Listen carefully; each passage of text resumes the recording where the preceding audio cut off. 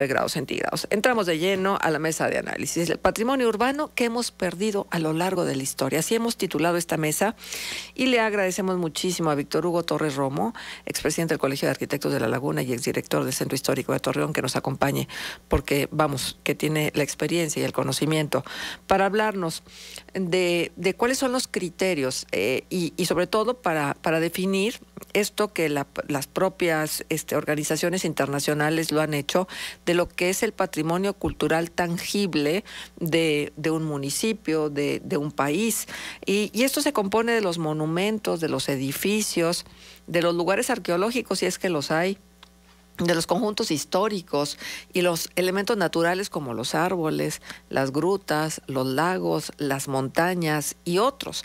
Tangible también engloba las obras de arte, los objetos de interés arqueológico y los objetos de la vida cotidiana, como pueden ser utensilios, vestidos y otros objetos que tenemos por ahí. También comprende el patrimonio artístico, etnográfico, tecnológico, religioso y aquellos de origen artesanal o folclórico.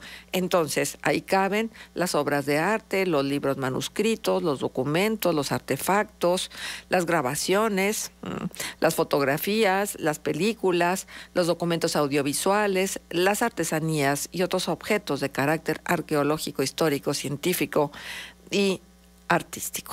Bien, pues qué bueno tener a Víctor Hugo Torres con nosotros. Buenos días, Víctor, gracias por estar aquí y gracias por hablar de este tema. Preocupados porque a veces tenemos un desdén hacia eso que es viejo, porque a lo mejor tendríamos que hacer una diferencia entre lo viejo y lo antiguo. Gracias por estar con nosotros en Contextos. Al contrario, buenos días, saludos a todo el radio escucha. Estamos a la orden, digo, es tema importantísimo en lo cuestión rescate del patrimonio histórico de cada una de las ciudades, y bueno, pues es un tema que nos gusta y sobre todo que queremos que la gente tenga más conciencia de realmente las riquezas que nos van dejando nuestros antecesores. Claro, por supuesto. Esto es muy importante, esto que tú señalas, Víctor. Pero, a ver, ¿qué sí y qué no vale la pena conservar? ¿Cómo son los criterios que luego tiene, por ejemplo, las instituciones que colocan el sello o la característica de un bien inmueble que tiene un valor y que no puede ser tocado precisamente para que no se pierda su valor? Bueno, mira, es importante separar más la historia de alguna forma, ¿no? Tenemos dos entidades que son las que evalúan y son las que dan los criterios para poder decir qué sí y qué no puede ser un patrimonio histórico tangible e intangible. Uno es el INVAL y otro es el INVA.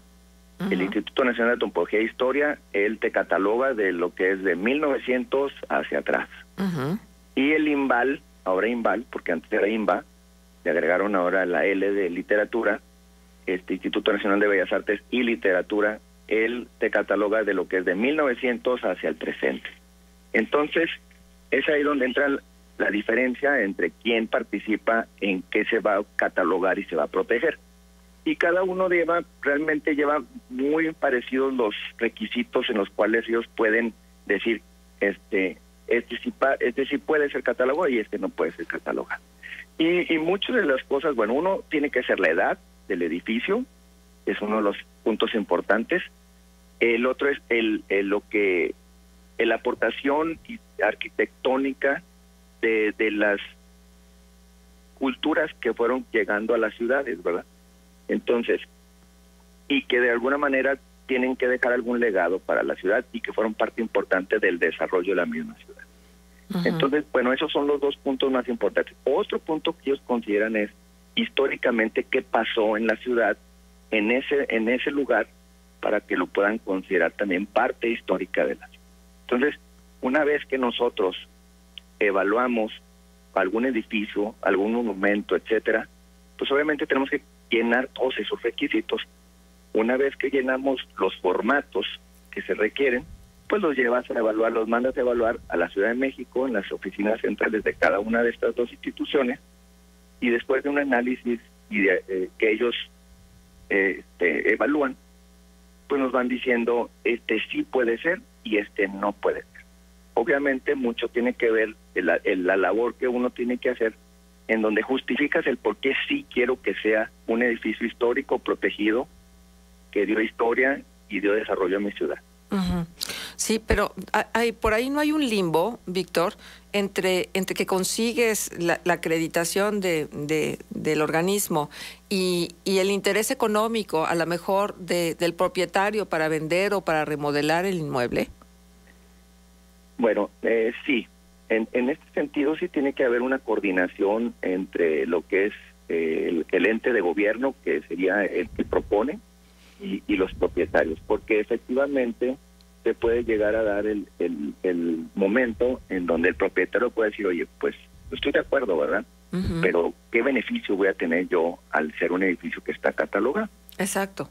Entonces, uno es hacer conciencia y apostarle a la buena voluntad y buena disposición del dueño, decir, oye, bueno, pues tienes un edificio bellísimo, histórico, y el beneficio que puedes tener es que el día de mañana, con los apoyos que existen federales para la restauración y conservación de monumentos históricos, tu edificio puede entrar dentro de ese paquete.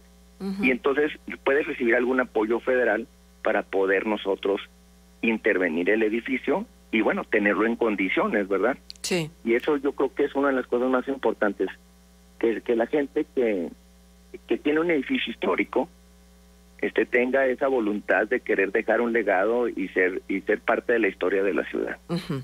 Exacto, que es muy difícil y más en los tiempos que corren. Déjame recibir ya también en esta conversación a mi querido Carlos Castañón, que ya lo tenemos en la línea telefónica. Carlos, qué bueno que podemos sumarte a esta mesa de análisis, porque vamos que sabes del tema. Gracias por estar con nosotros. Al contrario, Marcela, buen día, encantado de estar contigo, de saludarte y saludos a Víctor Hugo. Ajá. Oye, Carlos, de verdad preocupada por este tema, porque no dejo de pensar en lo que pasó con el Cine Princesa, ¿sí? Y que hoy es un gris lote de autos, estacionamiento de autos en el corazón de la ciudad, que es la Plaza de Armas. Y no dejo de pensar, y alguien desde muy temprano, gracias Felipe, me lo recordó, la Casa Mudéjar de Colón ya va solo, y el elefantito, esto que yo creo que cuando fuimos niños ansiábamos pasar por ahí, sí, para ver ese elefantito, y nadie lo consideró, nadie dijo, esto puede ser representativo y emblemático de nuestro ser como laguneros y tiene que quedarse en pie. O sea, ¿había indolencia? ¿Qué había? ¿Por qué no hubo esta capacidad de conservar lo que teníamos? No, Marcela, qué dura pregunta, pero voy a tratar de responder. Mira, siendo autocríticos con las generaciones en la ciudad de Torreón, la verdad durante mucho tiempo no había no se asumía una conciencia, una relevancia por parte de la ciudadanía en torno a su propio patrimonio. Se creía y se pensaba, pues Torreón es una ciudad joven, que todavía no tiene ni siquiera los 100 años, por ejemplo, en referencia a la Casa de la Colonia Basolo, lo que comentas, o el Teatro Princesa. Y bueno, pues por lo tanto podemos tumbar estas cosas, finalmente ya vendrán nuevas en afán de la modernidad o de darle paso a nuevas formas. Entonces, bajo ese pensamiento se perdió, pues no sé si el 80 o 90% del patrimonio de la ciudad en lo que es el centro histórico, y precisamente a raíz de los años 60 poco a poco empezó a desaparecer, pero en los 80 de manera muy marcada hubo un acelerado crecimiento, demanda de nuevos negocios, construcciones, que consideraron que no tenían ningún valor las edificaciones históricas que estaban, aunque fueran preciosas. Es más, ni siquiera les veían valor estético. Entonces barrían con estas y hacían estas cajas de clines que tenemos hoy, que por cierto muchas están abandonadas. Entonces, en esencia, pudiéramos decir, y me duele decir esto, pero yo creo que como sociedad a lo largo de varias generaciones hemos tenido poca educación, hemos valorado poco nuestro patrimonio en función de esa ignorancia, y tú sabes que si desconocemos lo que tenemos, no hay manera de tener una liga así sea muy, muy valioso como la Casa Fernando Rodríguez, ¿no? Con todos estos detalles, o el primer gran teatro que tuvo la ciudad en 1919, que fue el Teatro Princesa, y que hoy infamemente hasta el estacionamiento se llama igual, ¿verdad? Entonces, en esencia tiene que ver con la educación, tiene que ver con la conciencia de la gente sobre su patrimonio común, en este caso los edificios históricos, los sitios, los inmuebles, y que no les dimos el valor.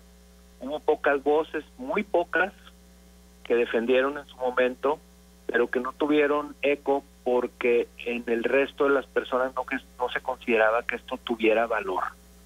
Y no me quiero alargar más en el comentario, a lo mejor más adelante hay oportunidad de ahondar en este argumento. O sea, fue indolencia, fue indiferencia, fue no valorar, fue sí, pensar en la modernidad como lo único y exclusivo, cuando la verdad de las cosas es que negar el pasado es negarte a ti mismo.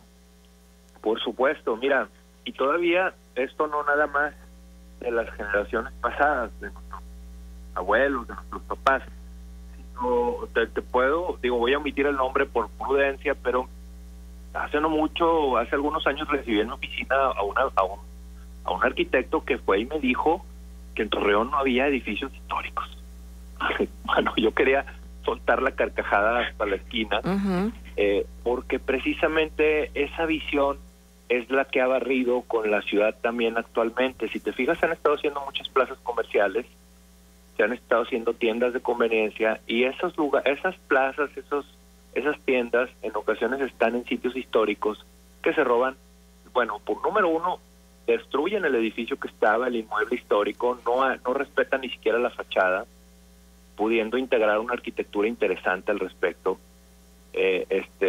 Y por otro lado, hasta se roban la fachada, la banqueta histórica de la ciudad.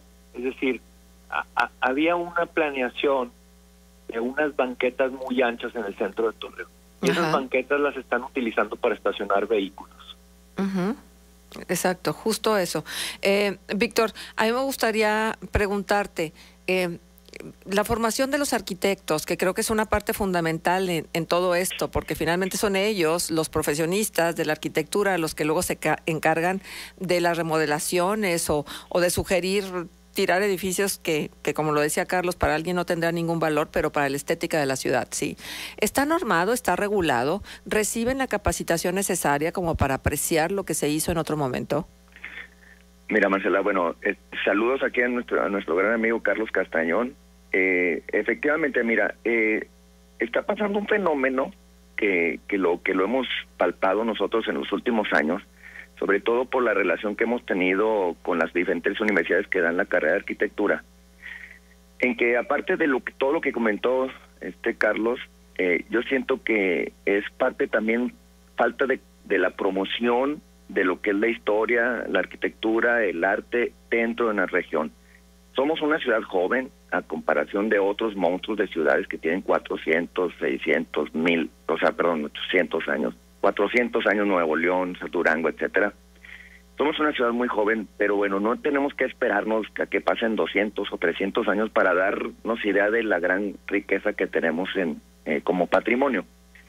Y cuando tuve la oportunidad de estar de director de centro histórico y la relación que tuve dentro del consejo de centro histórico con las universidades, porque son parte importante del consejo, precisamente era incitarlos a que dieran una mayor importancia y relevancia a lo que es el patrimonio de la ciudad.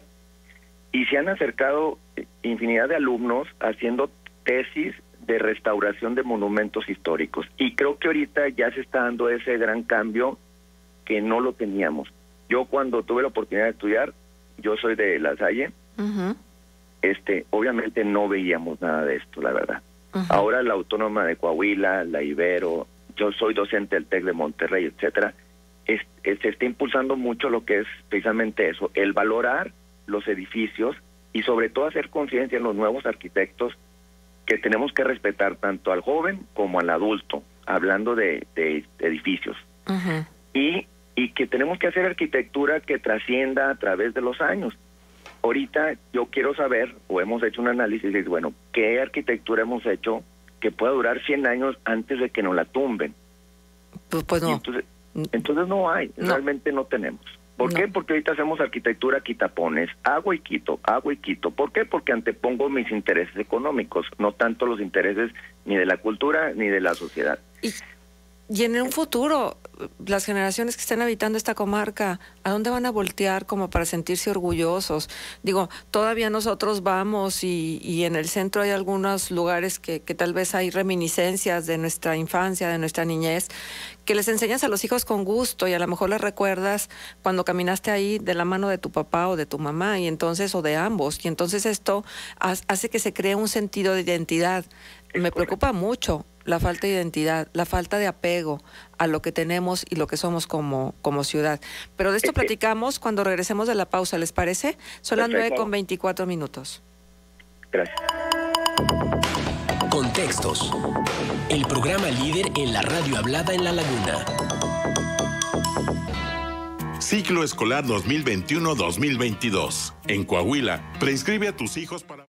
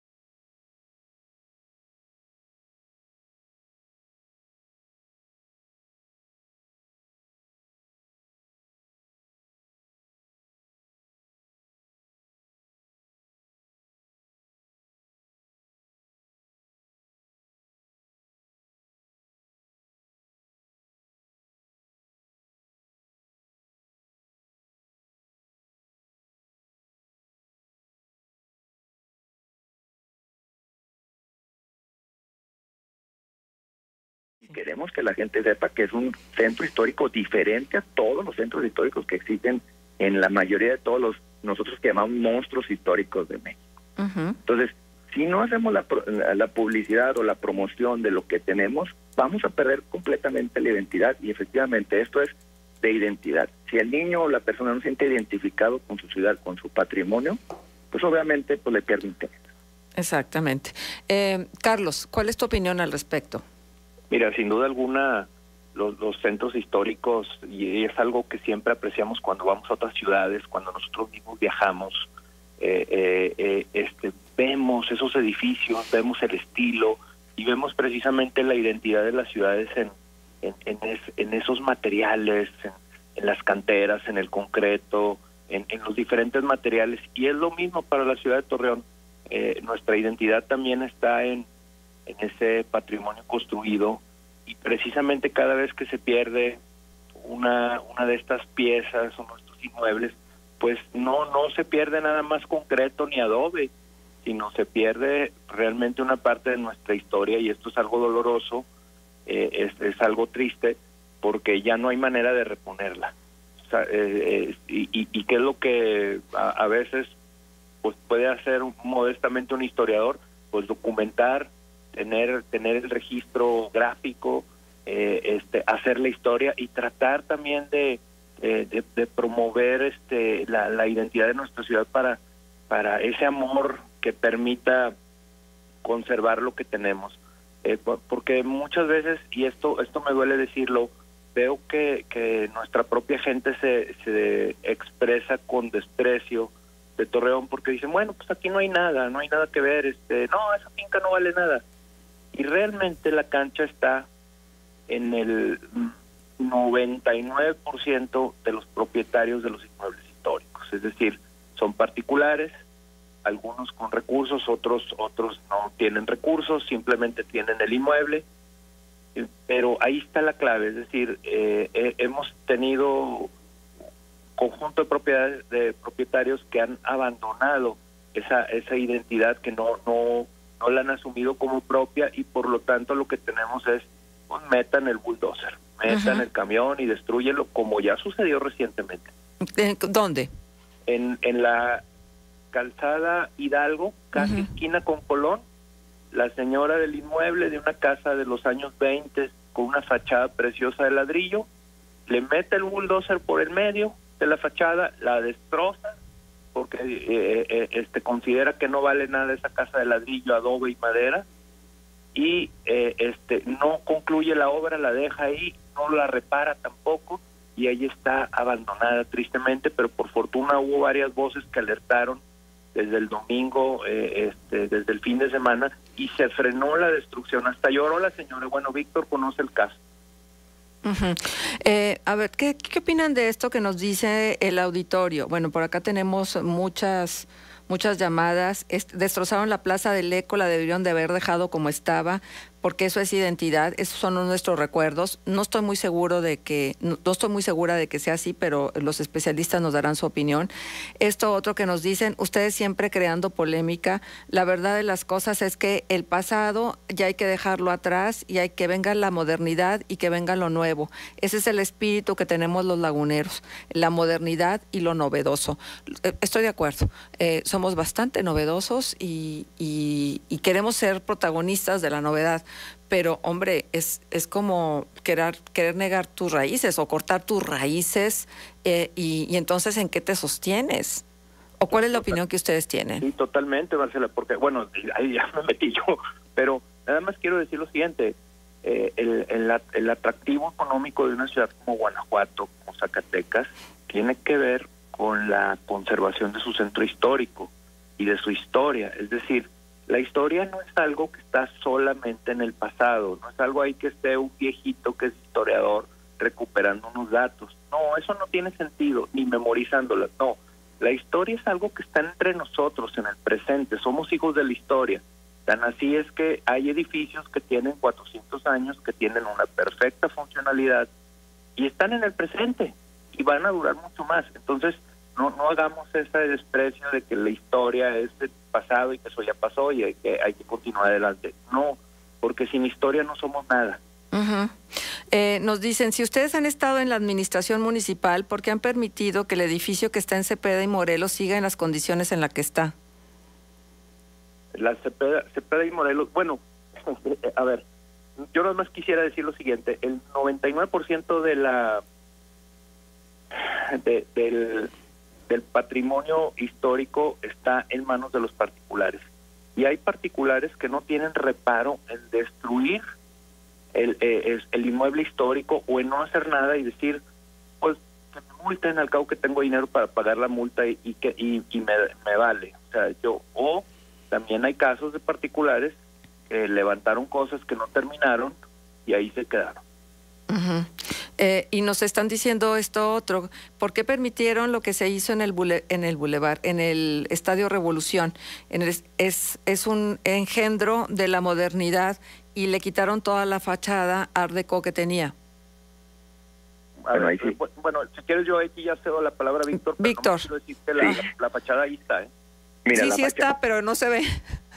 Sí. La fachada, fíjate que ese es un tema importante. Cuando nos pidieron que querían remozar la fachada del Estadio de la Revolución antes del 2018, pues obviamente lo agarró una empresa, el equipo lo tomó una empresa local, y ellos empezaron a poner unos tubos ahí con unas mantas impresionantes, pues para darle publicidad a su equipo, y realmente sí nos tapó lo que es el edificio, de la fachada principal Art Deco, y luego hicieron un armatoste enfrente en la explanada, en donde tenían un bar ahí para estar en el juego viéndolo, etcétera, etcétera.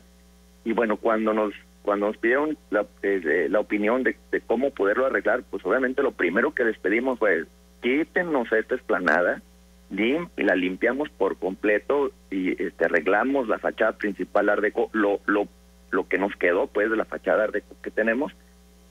Y enfrente les pedimos a los nuevos propietarios del equipo que no nos pusieran esas mantas impresionantes. Incluso queremos que nos quiten hasta los tubos para que el edificio realmente luzca.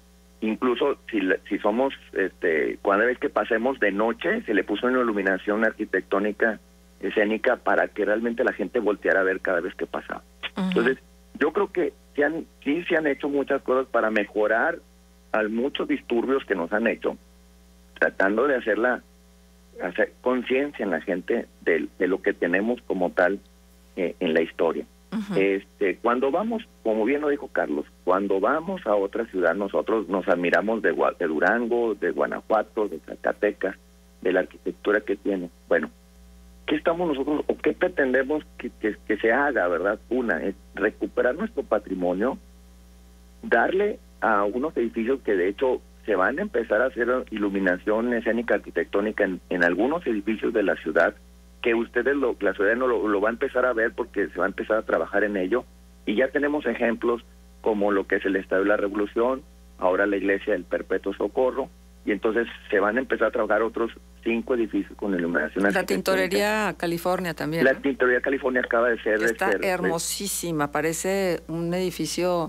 no de aquí, sino de algún otro lugar. Alguien lo comparaba con... Ah, exacto, Carlos, alguien lo comparaba con los edificios de Mérida. Yo no conozco Mérida, pero seguramente será así. La Casa Mudéjar, el Archivo Municipal...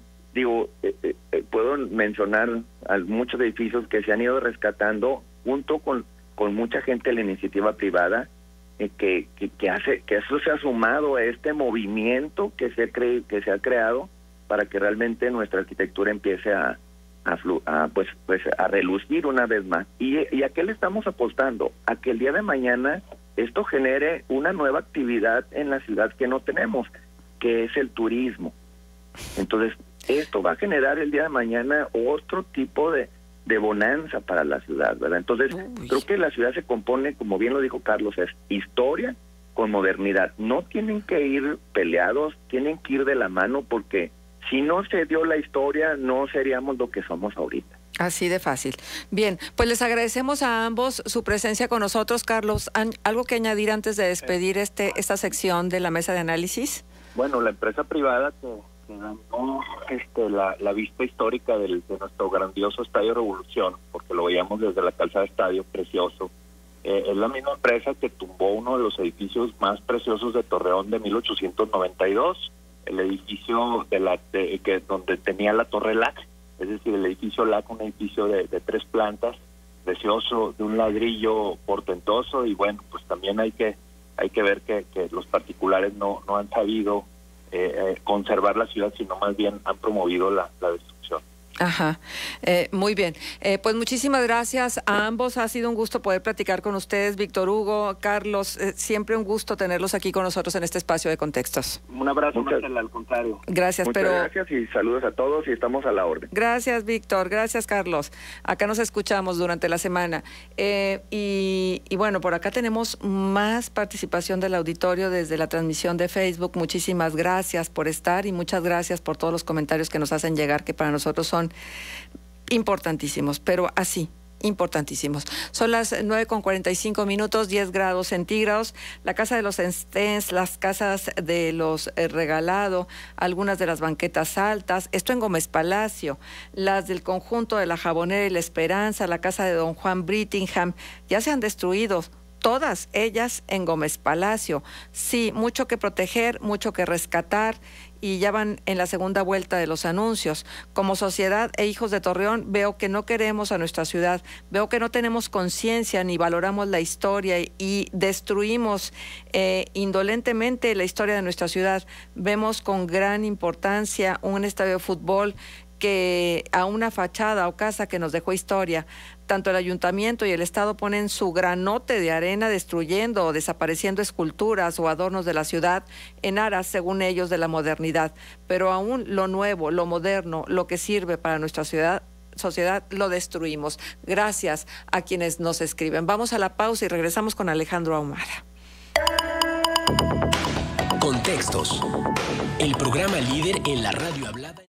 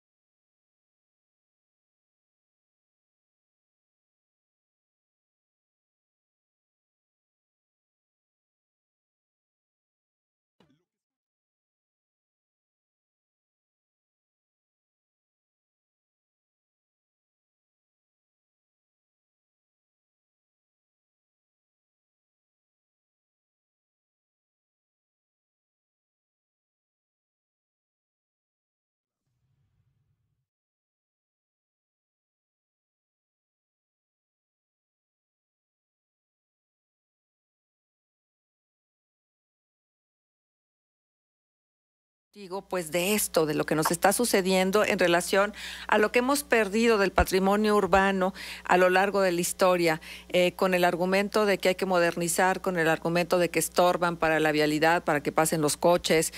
Bueno, yo recuerdo el recuento que se hacía sobre lo que había en los bocacalles de la Avenida Morelos, estas esculturas que luego para algunos eran non santas y no podían estar embelleciendo la ciudad, luego las quitaron.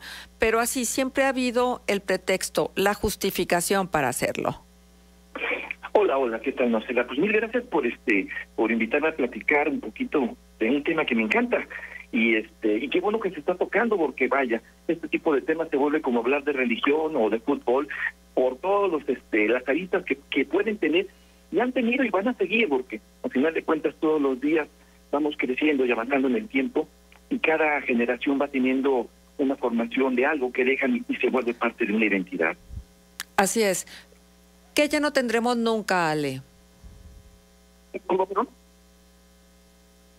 ¿Qué ya no tendremos nunca? ¿Qué hemos perdido? ¿Qué monumentos, qué símbolos de la ciudad hemos perdido? Mira, se han perdido muchos, pero muchos para cada generación. Estaba escuchando ahorita la entrevista. Déjame te comento dos cositas importantes que por lo regular son los que causan una polémica.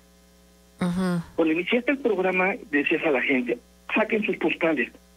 Bien, la gente ve postales de diferentes épocas y se empieza a formar una idea con una revoltura de tiempos en la que ves Casalac, ves el Hotel de Salvador, el Mercado Juárez, y muchos que ya se perdieron. Ahorita hablabas del Princesa, de la Alhambra, y no hay una línea de tiempo donde se pongan los edificios.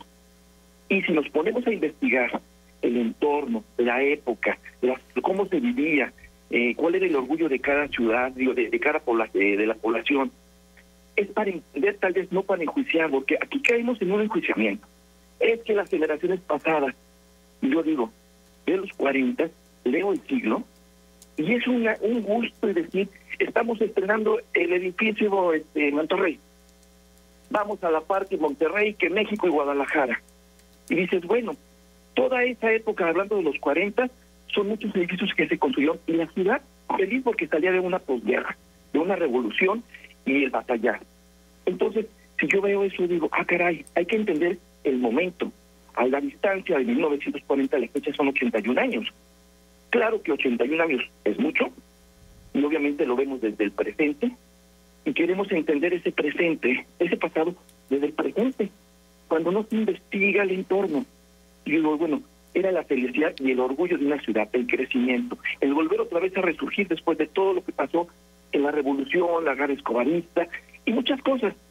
Entonces creo que sí es importante definir y entender y darle un lugar a cada edificio que significó algo para este momento. Que no se está haciendo. Queremos rescatar lo que se perdió, pero ese reclamo llega 130 años tarde, 80 años, 40, caso de la Alhambra son 40 años. Entonces, sí es importante que todo el entorno fijemos como que una regla. Hay que entender, viajar, conocer, no juzgar, pero sí querer entender cómo se vivía. Uh-huh. Sí, por supuesto, pero yo creo que sí es necesario hacer el recuento, Ale, de lo que ya perdimos, ¿no? Por acá, fíjate, Joel Cantú, Radio Escucha, le agradezco mucho. Este mapa, nos envía un mapa, fíjate bien, donde están señalados algunos lugares donde había o hay todavía algo importante, una edificación importante. Y si bien no obedece a una línea del tiempo, sí obedece a algo que tendríamos que pensarnos, que tenemos que seguir cuidando. Claro. Mira, yo ahorita estoy viviendo en el Torreón, aquí en el sector Colón. Tengo un año aquí, se arregló la casa y al momento de quitar el cielo, se descubre el techo y las vigas a punto de caerse. Afortunadamente el dueño de la casa tuvo varios miles de pesos para arreglarlo. Todo apolillado. Y al momento de empezar a ver las vigas, empecé a ver el tamaño de infestación. Y así está todo el centro. Claro. Aquí hubo la posibilidad de que el dueño de la casa pudiera arreglarlo. Pero es la historia de mucha gente que muchas veces dicen, es que la tumbaron. Perdón, esta casa era más fácil tumbarla y hacer un negocio nuevo por el giro que se tiene en el sector Colón, que haberla arreglado. tuvo esa idea, la posibilidad, y por mí encantado. Qué bueno que se recupere. Es una casa de los 20, pegado casi a la Colón. A ver, más o menos ¿por dónde? ¿Dónde está? Por Telcel. Ajá. Por la Colón, por Telcel. Entonces, ¿es por la Corregidora?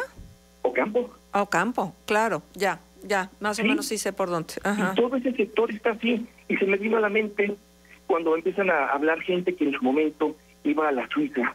Mira, los pisos de madera me recuerdan. Yo nada más de ver las vigas que parecía cartón, lo tocabas y se desbarataban, a punto de caerse. Afortunadamente, pues en el arreglo se dio cuenta el dueño de la casa que estaban por caerse. Es el mismo entorno. En la actualidad, a construcción de nuevas, en el yeso tienes termita. Es la peor plaga que pueda haber. Entonces, cada edificio tiene una situación. Entonces, no es nada más de que, es que el dueño, espérame, la situación económica del dueño, si no tiene para recuperarlo. Claro, hay muchos factores, pero sí es el riesgo principal.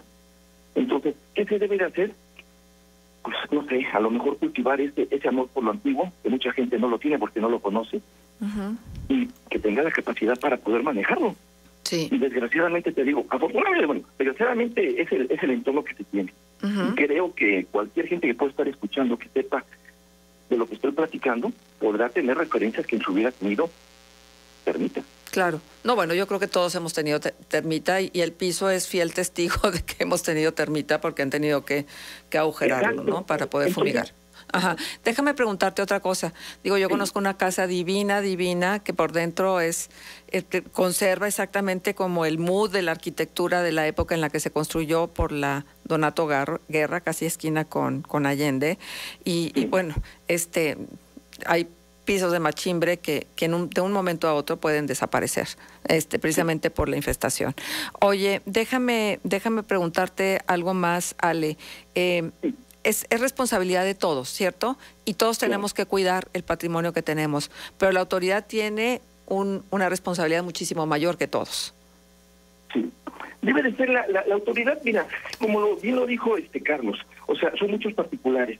Creo que la parte, y lo que puede hacer la parte gubernamental, obviamente es meter a la gente la identidad, el orgullo, el gusto, la historia, formar algo, porque no vas a poder cambiar la mente de alguien, de un comerciante. Ajá. Aquí me acuerdo hace no mucho tiempo lo que es el área de la Alameda, hubo 2 o 3 casas que querían tumbar. Se puso de boom la Colón. Y la claro, cierto. Un uso a las casas. Que la gente le gustaba ir a una casa antigua. Y la gente, los dueños, dijeron, caray, es cierto, fue un motivo. Y se detuvieron en algunos casos las casas que iban a tumbar o modificar completamente en ese sector, porque hubo esa razón. Claro. Entonces sí debe haber una forma. O sea, el gobierno puede entrar, y es tan complejo, que a mí me tocó participar de Cultural, tú lo sabes, con el ingeniero Riquelme. Ahí se empezó a gestar lo de la Alhambra. Afortunadamente, cruzó el tiempo, y en esta administración... Lo de la Casa Mudéjar, ¿no? Digo, la Mudéjar, sí, la Mudéjar, perdón. Sí. La Mudéjar. Entonces es toda una, desde la situación jurídica, el cabildear por presupuestos, el aterrizarlos, no es nada más un designio o una ocurrencia de alguien. Así es. Es un entorno que justifique. Así es. Ale, pues nos quedamos con ganas de seguirte escuchando porque no hablamos de las estaciones del ferrocarril, pero te volvemos a invitar y nos abocamos a ello, ¿de acuerdo? Sí, rápidamente. 1 de marzo, la ciudad nació y cumple en este año 133 años. Ajá. Esa es la fecha que está en corto y jamás se ha celebrado. Cuando se ponen las días, nace la ciudad. Muy bien. Pues nos quedamos con todo esto y con el agradecimiento y el gusto de haberte vuelto a escuchar. Muchas gracias, Ale. Saludos, Marcela, y gracias. Hasta luego, gracias. Bueno, esta boquita mía que me traiciona. Muchas gracias y a ustedes les deseo un feliz fin de semana. Un abrazo por el famoso Día de la Amistad. Hasta el lunes. Editorial de Noticieros